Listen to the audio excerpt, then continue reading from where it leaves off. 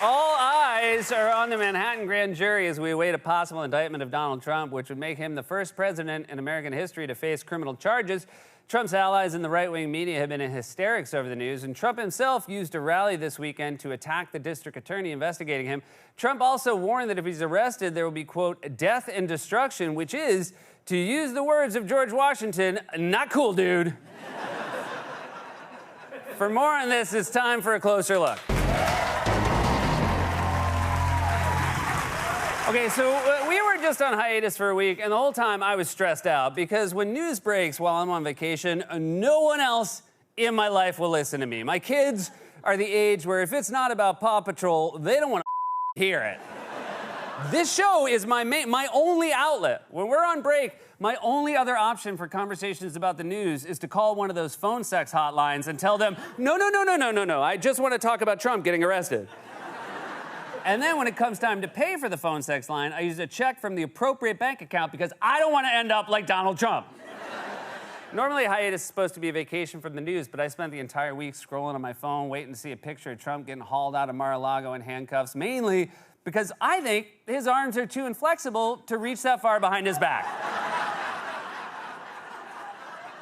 That's why he always stands with them straight down at his sides, like a dollar store G.I. Joe. It'd be super funny to watch the cops try to get the cuffs on him. All right, sir, put your hands behind your head. Sorry, fellas, they only go forward and out like this. This is the best I can do for you. They're gonna have to get him a pair of slinky handcuffs he can wear while he's yelling at reporters.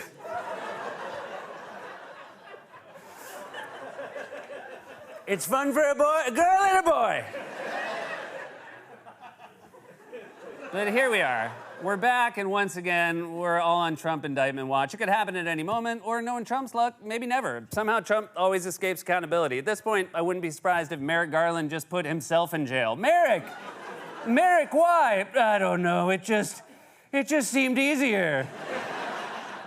Of course, the funniest and worst timing for Trump to be indicted is between when we tape this show in the afternoon and when we air at 12:37 or whatever ungodly hour it is. And if that happens, that means you're living in a very different world than I am. How does it feel? Is it satisfying, or do you just feel empty? I'm worried I'm going to feel empty. Anyway, the grand jury is still doing its work. In fact, they met once again today. As far as we know, as of this taping, a Trump indictment has not happened yet, but could come at any day now. A grand jury is expected to reconvene in Lower Manhattan this morning on potential charges against former President Donald Trump. The grand jury here is investigating former President Trump and the hush money payments that were made to Stormy Daniels. That grand jury is set to meet again today. What remains unclear as of this morning is if and when they may vote on what would be a historic indictment. It's possible, we're told, that they may hear from one witness, at least one witness. But all of this is taking place in secret, so we don't have a lot of sense of what exactly is going on behind the scenes.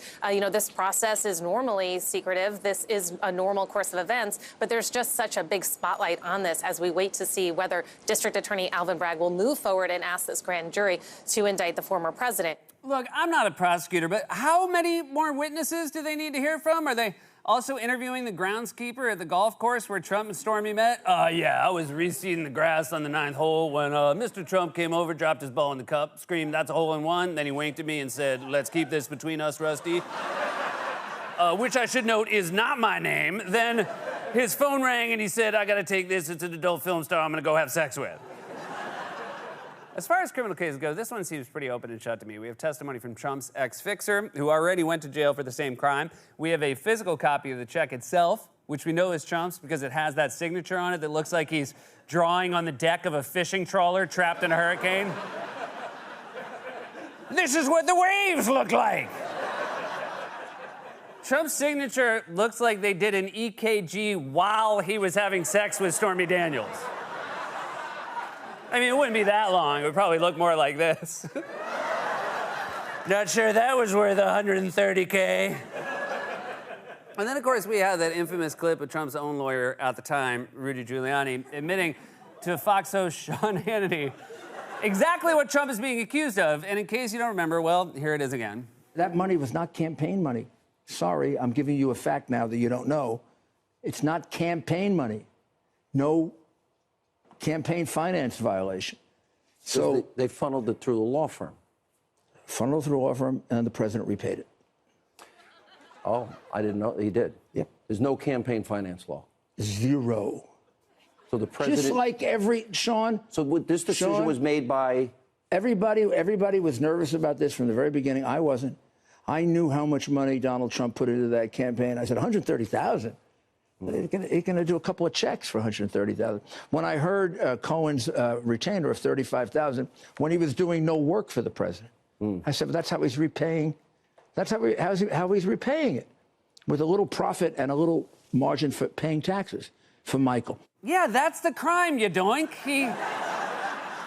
He had his fixer secretly pay hush money weeks before a presidential election to cover up an affair, and then he repaid the money and lied about what it was for. And hey, maybe Trump doesn't think that should be illegal, but it is. He was president for 4 years. You should have changed the law. Instead of talking about his dumb wall or his fake infrastructure bill that never came, you should have walked to the podium and said, when you have an affair, you should be able to pay your illicit partner for their silence, however you see fit.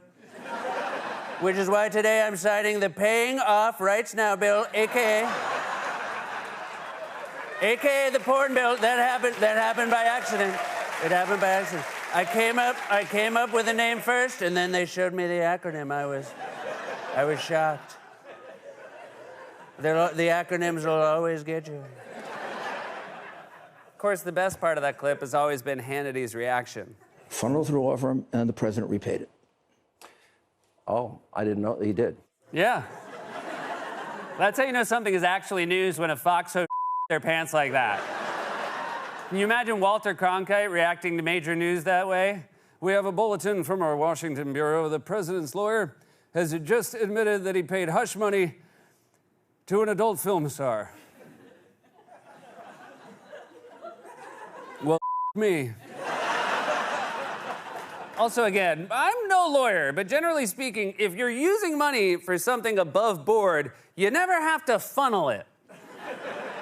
If you went to a charity's website and it said, click here to funnel,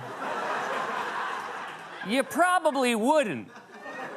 Now, just to remind you why that was such a stunning confession, it's because Trump paid hush money just weeks before a presidential election to cover up an affair and hide it from the electorate, which allegedly broke multiple laws. There's a potential misdemeanor crime here for falsification of business records. The thought would be if they falsely classify these hush money payments as attorney's fees, that could satisfy the misdemeanor. Also, this could become a felony if they falsified those records in order to commit some other second crime. So what could that be? What second crime? It could be a violation of campaign finance laws. He adds on extra crimes the way the rest of us add on guac at Chipotle. Yeah, I mean, why not? I'm already here. There's a good chance when he heard the first crime was a misdemeanor, his plan to dodge it was to commit a felony to distract them. They're not going to care about falsification of records when I throw Rudy out the window. I am going to need you to throw yourself, though, Rudy. I'd never be able to lift you with my G.I. Joe arms. Sure thing, boss. By the way, I've said before, I feel like it would definitely be better to charge him with other stuff first. You know, like the coup. I mean, don't get me wrong. The hush money payment is also against the law, and he should be held accountable, but it'll be a bummer if this is the only thing he gets indicted for. On the other hand, it's also a bummer that we have a former president who's under multiple criminal investigations. I honestly don't even know how many crimes Trump has committed, but let's just say it's definitely higher than... 0. And again... It's not like Trump did this decades ago and it's just being dredged up now. He broke campaign finance laws and defrauded the electorate in the final weeks of a presidential campaign in order to become the most powerful man on earth. And the crazy thing is, he probably didn't even have to. Knowing what we know now about his loyal fan base, Trump probably could have gotten up on a stage at a rally in October 2016 and said, I banged a porn star. I banged one, and if you vote for me, you'll all be banging porn stars. Porn stars for all, I call it. Now, Trump predictably has been doing his usual thing where he panics and throws a bunch of nonsense against the wall just to see what sticks. For example, at a rally in Texas this weekend, he blasted prosecutors for using his former fixer, Michael Cohen, who made the payment to Stormy Daniels, as a key witness. They took the word of a proven liar, a convicted felon, and a disbarred lawyer, all the same person, believe it or not. You wouldn't think that could go to one person. It would be 3, 4, 5. First of all, he almost sounds jealous. Proven liar, convicted felon, disbarred lawyer, or as they call it, the Trump Triple Crown. And yeah, he's a convicted felon because of you. The lies he told and the felonies he committed were for you. He got convicted for making the hush money payment, the thing you're being investigated for. You don't get to use that against him now. Next thing we know, Trump's going to start attacking Mike Pence for being his vice president. You can't trust that guy. He worked for me, and I'm a real son of a bitch. At the same rally over the weekend, Trump also lied and claimed prosecutors resigned from the Manhattan DA's office because they opposed the Trump investigation, which is not true. In reality, prosecutors resigned because they felt the DA was not moving forward with criminal charges fast enough. They even had numerous prosecutors who resigned because I was being treated unfairly. That made me feel so good when I heard that. Think of it. People actually in a Democrat area, Democrat office, they resigned. Did you know that? They resigned. A lot of them resigned the office because they said, you can't treat a man like this. He didn't do anything wrong. That is definitely not what they said. Trump just makes up fake dialogue like a middle school drama teacher who couldn't get the rights to Kill a Mockingbird. All right, the play we're going to be doing today is an original piece I wrote called To Wound a Toucan. The climactic scene comes at the end when a lawyer named Amicus Funk and his daughter Scoot, it's very important, we call her Scoot, befriend the neighborhood recluse named Bruce Ripley, and when the sheriff confronts old Bruce, they tell the sheriff, you can't treat a man like this, you didn't do anything wrong. Then Bruce pays off a porn star.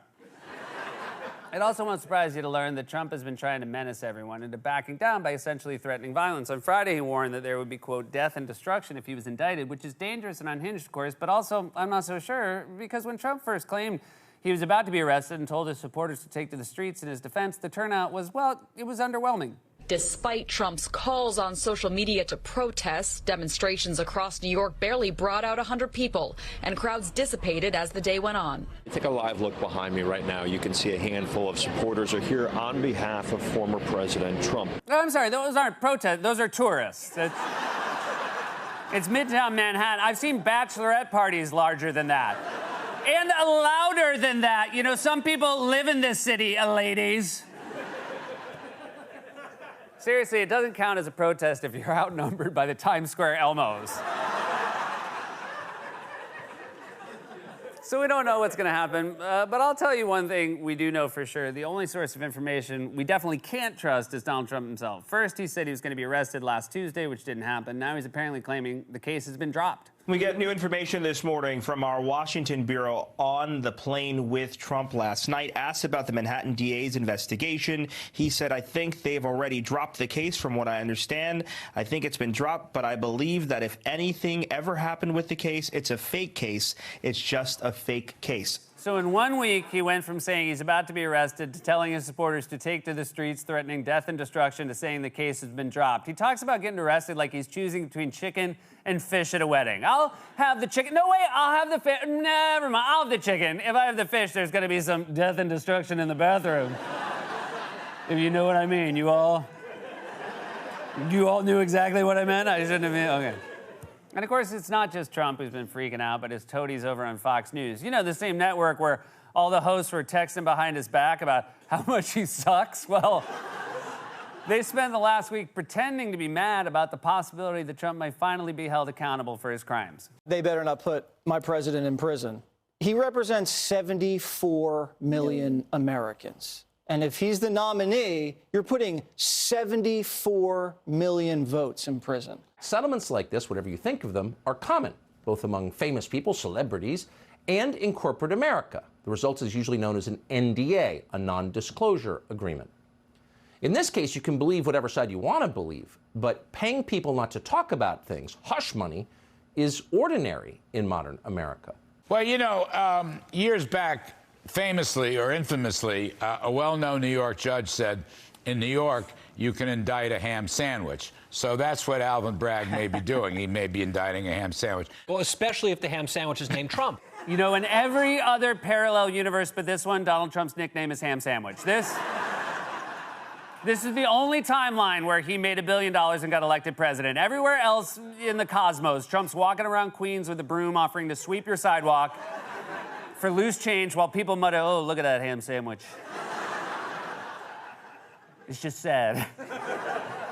Again, we have no idea what's going to happen, but if we're going to call ourselves a genuine democracy that actually respects the rule of law, then it's obvious that Trump should be held accountable for his crimes. It would be nice if, in addition to this crime, he was also held accountable for the coup attempt or any of his other crimes. I don't know how many there are, but if you ask Rudy, it's probably in the ballpark of 130,000. This has been a closer look.